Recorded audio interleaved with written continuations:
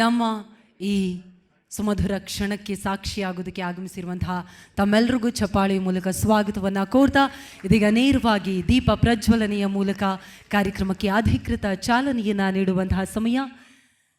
ವೇದಿಕೆಯಲ್ಲಿರುವಂತಹ ಅತಿಥಿ ಅಭ್ಯಾಗತರು ದೀಪ ಬೆಳಗುವುದರ ಮೂಲಕ Karnataka news beet 13 ವರ್ಷಗಳನ್ನು ಪೂರೈಸಿರುವಂತಹ ಈ ಸುಸಂದರ್ಭಕ್ಕೆ, ಈ ಕ್ಷಣಕ್ಕೆ ಅಧಿಕೃತ ಚಾಲನೆಯನ್ನು ಈ ಕಾರ್ಯಕ್ರಮಕ್ಕೆ ದೀಪ ಬೆಳಗೋದ್ರ ಮೂಲಕ ನೀಡಬೇಕು ಅಂತ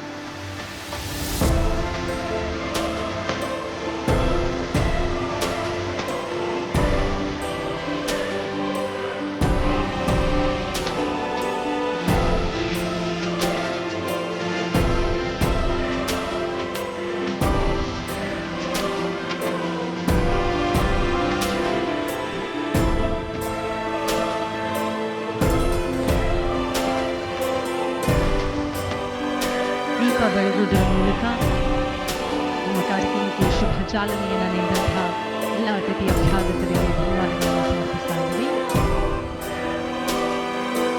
ಈಗ 13 ವರ್ಷಗಳ ಪಯಣ ಖಂಡಿತವಾಗಿಯೂ ಸುಗಮವಾಗಿಯೇ ಸಾಗಿದ್ಯಾ ಅನ್ನುವಂಥ ಪ್ರಶ್ನೆಗೆ ಉತ್ತರವನ್ನು ಮುಖ್ಯಸ್ಥರೇ ನೀಡಿದ್ರೆ ಚೆನ್ನಾಗಿರುತ್ತೆ ಅಂತ ಅನ್ಸುತ್ತೆ. ಪುಟಾಣಿ ಮಗುವಿನಂತೆ ಕನಸಿನ ಕೂಸೊಂದನ್ನು ಹೆಗಲೆತ್ತರಕ್ಕೆ ಬೆಳೆಸೋದು ಅಷ್ಟು ಸುಲಭದ ಕೆಲಸ ಖಂಡಿತವಾಗಿಯೂ ಅಲ್ಲ. ಹಾಗಾಗಿ 13 ವರ್ಷಗಳ ಈ ಸುಂದರ ಪಯಣದ ಬಗ್ಗೆ ಪ್ರಾಸ್ತಾವಿಕ ನುಡಿಗಳನ್ನು ಆಡಬೇಕಾಗಿ ವಿನಂತಿಸ್ತಾ ಇದ್ದೀನಿ. ಮೊದಲಿನಿಂದಲೂ ನಾಯಕತ್ವದ ಗುಣಗಳೊಂದಿಗೆ ಎಲ್ಲೇ ಕೆಲಸವನ್ನು ನಿರ್ವಹಿಸಿದರೂ ಕೂಡ ಪ್ರತಿಯೊಬ್ಬರಿಂದಲೂ ಭೇಷ್ ಅನಿಸಿಕೊಂಡಿದ್ದಂತಹ ನಾಯಕ ಇದೀಗ ಬಹಳಷ್ಟು ಜನರಿಗೆ ಕೆಲಸ ಕೊಡೋದರ ಮೂಲಕ ಒಂದು ಸುಂದರ ತಂಡವನ್ನು ಸೃಷ್ಟಿ ಮಾಡಿರುವಂತಹ ನಮ್ಮ ಮುಖ್ಯಸ್ಥರು. ದಯವಿಟ್ಟು ಜೋರಾದ ಚಪ್ಪಾಳಿಯೊಂದಿಗೆ ಸ್ವಾಗತಿಸಿ ಇದೀಗ ಪ್ರಾಸ್ತಾವಿಕ ನುಡಿಗಳನ್ನು ಆಡಬೇಕಾಗಿ ವಿನಂತಿಸ್ತಾ ಇದ್ದೀನಿ. ಕರ್ನಾಟಕ ನ್ಯೂಸ್ ಬೀಟ್ ಇದರ ಮುಖ್ಯಸ್ಥರು ಮಾನ್ಯ ಸಂಪಾದಕರು ಆಗಿರುವಂತಹ ಶ್ರೀ ನಾಗರಾಜ್ ಅರೆಹೊಳೆ ಇವರನ್ನು. ವೇದಿಕೆ ಮೇಲಿರುವ ಗಣ್ಯರೇ, ವೇದಿಕೆ ಮುಂಭಾಗದಲ್ಲಿರುವ ಸ್ನೇಹಿತ ಗಣ್ಯರೇ, ಕರ್ನಾಟಕ ನ್ಯೂಸ್ ಬೀಟ್ ನ್ಯಾಯ ನಮ್ಮೊಂದಿಗೆ ನಾವು ನಿಮ್ಮೊಂದಿಗೆ ಅಂಥೇಳಿ ಇವತ್ತಿಗೆ ನಾವು 13ನೇ ವರ್ಷಕ್ಕೆ ಪಾದಾರ್ಪಣೆ ಮಾಡ್ತಾ ಇದ್ದೇವೆ.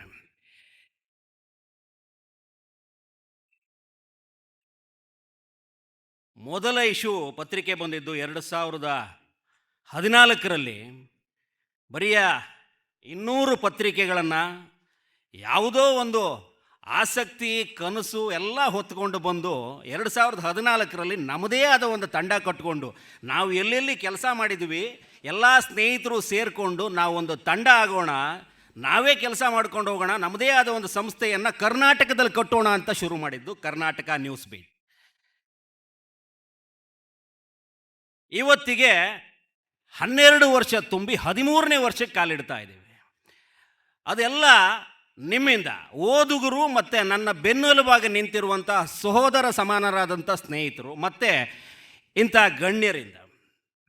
ನೀವು ಸ್ವಚ್ಛವಾಗಿ ಪತ್ರಿಕೋದ್ಯಮದಲ್ಲಿ ಪಳಗಬಲ್ಲರಿ ಅಂತ ಬೆನ್ನು ತಟ್ಟಿದಂಥ ಸ್ನೇಹಿತರು 2014ರಲ್ಲಿ ಮೊದಲಿಗೆ ನನ್ನ ಬೆನ್ನೆಲುಬಾಗಿ ನಿಂತಿದ್ದು ಪ್ರವೀಣ್ ಕುಮಾರ್ ಶೆಟ್ರು. ಅವರಿಂದನೇ ಚಾಲ್ತಿ ಕೊಟ್ವಿ ಪತ್ರಿಕೆಗೆ. ಒಂದಷ್ಟು ಜನ ಸ್ನೇಹಿತರಿದ್ದರು. ಆಗ ಹೊಸ ತಂಡ ನಂಬೋರಿರಲಿಲ್ಲ, ನಂಬಿ ಬಂದಿದ್ದು ಪ್ರವೀಣ್ ಶೆಟ್ರು. ನಿಮ್ಮ ಯಾವುದೇ ಆಗು ಹೋಗಲಿ ನಾನಿರ್ತೀನಿ ಅಂತ ನಂಬಿಕೆ ಕೊಟ್ಟಿದ್ದು ಪ್ರವೀಣ್ ಶೆಟ್ರು. ಅದಾದ ನಂತರದಲ್ಲಿ ಅಶ್ವಥ್ ನಾರಾಯಣ್ ಸರ್ ಬಂದರು, ನಮ್ಮ ಬೆನ್ನೆಲುಬಾಗಿ ನಿಂತಿರೋರು ಎಲ್ಲರೂ ಇದ್ದಾರೆ.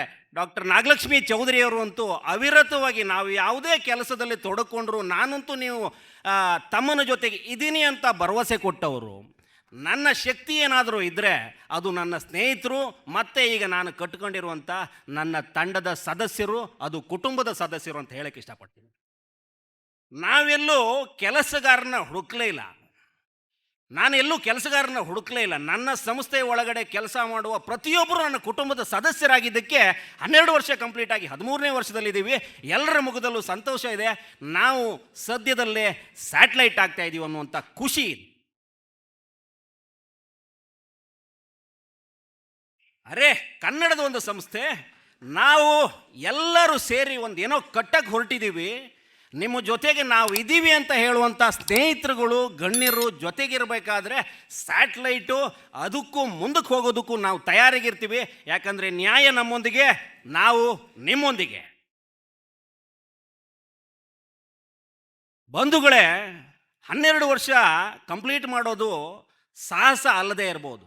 12 ವರ್ಷದ ಕಷ್ಟಗಳನ್ನು ದಾಟಿ 13ನೇ ವರ್ಷದಲ್ಲಿ ನಿಂತಿರೋದು ಒಂಥರ ಸುಖಕರ ಪ್ರಯಾಣ ಅಂತಲೇ ಹೇಳ್ಬೋದು.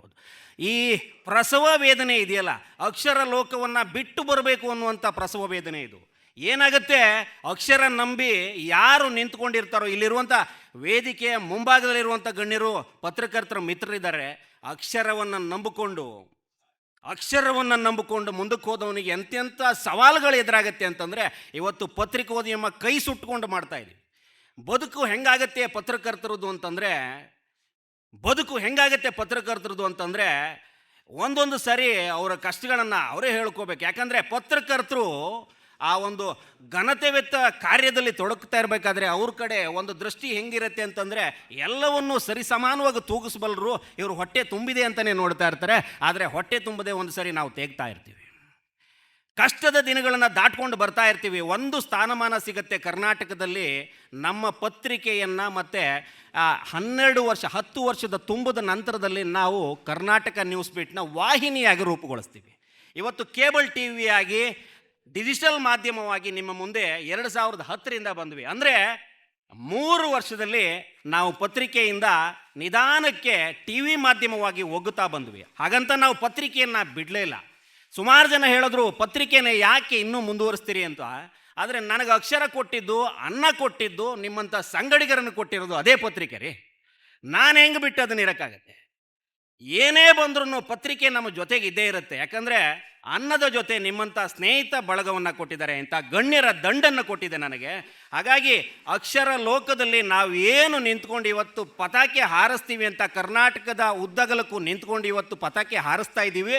ಇದು ಎಲ್ಲ ನಿಮ್ಮ ಶಕ್ತಿ, ನಿಮ್ಮೆಲ್ಲರ ಶಕ್ತಿಯಿಂದನೇ ನಾವು ಸದ್ಯದಲ್ಲೇ ಏನೋ ಒಂದು ಒಳ್ಳೆ ಯೋಚನೆಗೆ, ಒಳ್ಳೆ ಹಾದಿಗೆ ಹೋಗೋರಿದ್ದೀವಿ. ಗಣ್ಯರು ಮಾತಾಡೋರಿದ್ದಾರೆ. ಇದೊಂದು ವಿಚಾರ ಪ್ರಸ್ತಾಪ ಮಾಡಲೇಬೇಕು. ಆ ಕನ್ನಡದ ದಂಡು ಕೊಟ್ಕೊಂಡು ಆ ಹುಡುಗರು ಮ್ಯೂಸಿಕ್ಕನ್ನು ಮಾಡಿದ್ರು, ಎಲ್ಲರ ಹೃದಯ ಗೆದ್ದುಬಿಟ್ರು. ಜೋರಾದ ಚಪ್ಪಾಳೆಯನ್ನು ಅವರಿಗೂ ಕೊಟ್ಟುಬಿಡಿ. ಕಳೆದೊಂದಷ್ಟು ವರ್ಷಗಳಿಂದ 13 ದೇಶಕ್ಕೆ ಅವರು ಕನ್ನಡವನ್ನು ಪಸರಿಸ್ತಾ ಬಂದರು. ಎಲ್ಲೋದ್ರೂ ಬೇರೆ ಯಾವುದೇ ಸಂಗೀತ ನುಡಿಸೋರ್ನು ಕನ್ನಡದ ಹುಡುಗರು ಅಂತ ಹೇಳ್ತಾರೆ. ಕನ್ನಡ ಕಟ್ಟುವಂಥ ಕಾರ್ಯದಲ್ಲಿ ಕರ್ನಾಟಕ ನ್ಯೂಸ್ ಬೀಟ್ ಕೂಡ ಅವ್ರ ಜೊತೆಗಿತ್ತು. ಕನ್ನಡ ನಾಡು, ನುಡಿ, ಜಲದ ವಿಚಾರ ಬಂದರೆ ಇಂಥ ಗಣ್ಯರು ಯಾವುದೇ ಹೋರಾಟಕ್ಕೆ ನಿಂತ್ಕೊಳ್ಳಿ, ನಮ್ಮ ಕ್ಯಾಮರಾ ಮತ್ತು ನಮ್ಮ ಪೆನ್ನುಗಳಲ್ಲಿ ನಿಂತ್ಕೋತಾರೆ, ನಮ್ಮ ಗನ್ನಂಥ ಹುಡುಗರು ನಿಂತ್ಕೋತಾರೆ. ನಿಮ್ಮ ಜೊತೆಗೆ ನಾವಿದ್ದೀವಿ.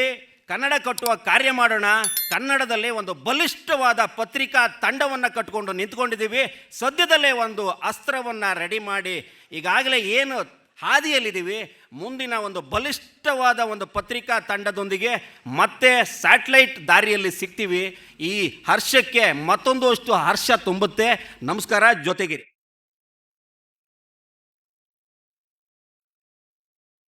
ಅವರ ಧ್ವನಿಯಲ್ಲೂ ಅಷ್ಟು ಶಕ್ತಿ ಇದೆ ಅಂತ ಗೊತ್ತಾಗಿದ್ದು ನನಗೆ ಇವತ್ತು.